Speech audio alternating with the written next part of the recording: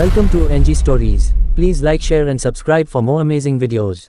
एक ऐसी वीरांगना जिसकी वीरता के किस्से हम सदियों से सुनते आ रहे हैं, जिसने अपने दम पर अच्छे अच्छे योद्धाओं के दांत खट्टे कर दिए। एक ऐसी रानी जो आज भी इतिहास का एक हिस्सा है। ये प्रथम स्वतंत्रता संग्राम की अद्भुत वीरांगना रानी लक्ष्मीबाई ही थी। झांसी की रानी ने ब्रिटिश शासन के खिलाफ भारत की आज़ादी की लड़ाई में अपना बहुमूल्य योगदान दिया था। एक महिला होते हुए भी उन्होंने अपने पराक्रम से ब्रिटिश राज्य को ललकारा। अंततः उनसे लड़ते हुए वह वीरगति को प्राप्त हुई।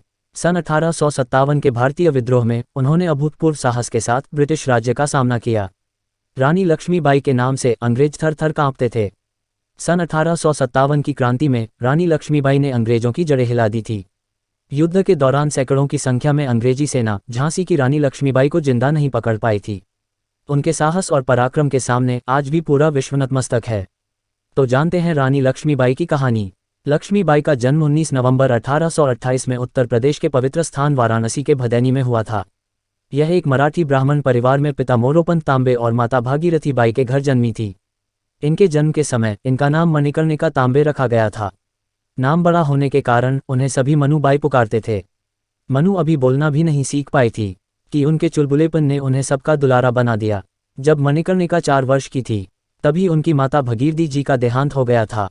लक्ष्मीबाई के पिता बिठूर के एक न्यायालय में पेशवा थे। वह लक्ष्मीबाई को बाजीराव के दरबार में ले गए, जहां उन्हें सबने प्यार से छबीली का नाम दिया था। यहीं पर उन्होंने अपनी पढ़ाई पूरी की। उन्हें बहुत ही कम उम्र में निशानेबाजी, तलवारबाजी और घुड़सवारी में रुचि थी। लक्ष्मीबाई का विवाह झांसी के महाराजा गंगाधर राव नेवालकर से हुआ था। उनके विवाह के बाद से ही उन्हें रानी लक्ष्मीबाई के नाम से बुलाया जाता था। सन 1851 में रानी लक्ष्मीबाई ने एक पुत्र को जन्म दिया, जिसका नाम दामोदर राव रखा गया था। परंतु 4 महीनों के बाद उनकी मृत्यु हो गई थी। कुछ समय बाद झांसी के महाराजा ने दत्तक आनंद राव पुत्र को अपनाया।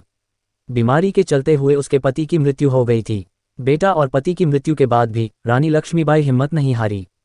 23 मार्च 1858 को झांसी की लड़ाई शुरू हो गई थी। अपनी सेना के साथ मिलकर झांसी को बचाने के लिए रानी लक्ष्मीबाई ने लड़ाई लड़ी थी, परंतु ब्रिटिश लोगों ने उसकी सेना पर अधिकार बना लिया था।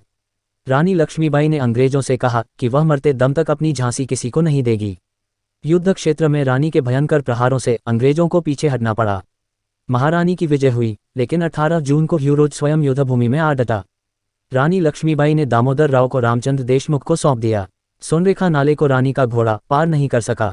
वहीं एक सैनिक ने पीछे से रानी पर तलवार से ऐसा जोरदार प्रहार किया कि उनके सिर का दाहिना भाग कट गया और आंख बाहर निकल आई। घायल होते हुए भी उन्होंने उस अंग्रेज सैनिक का काम तमाम कर दिया और फिर अपने प्राण त्याग दिए, जिन्होंने अंग्रेजों को धूल चटा दी थी। अंग्रेज जीते जी उनसे कभी नहीं जीत पाए, जबकि शहीद होने के बाद भी अंग्रेजों को उनका शव तक देखने को नहीं मिला था। रानी लक्ष्मीबाई 1857 की वो वीरांगना थी जिन्होंने अंग्रेजों को चटाई थी धूल। धन्यवाद।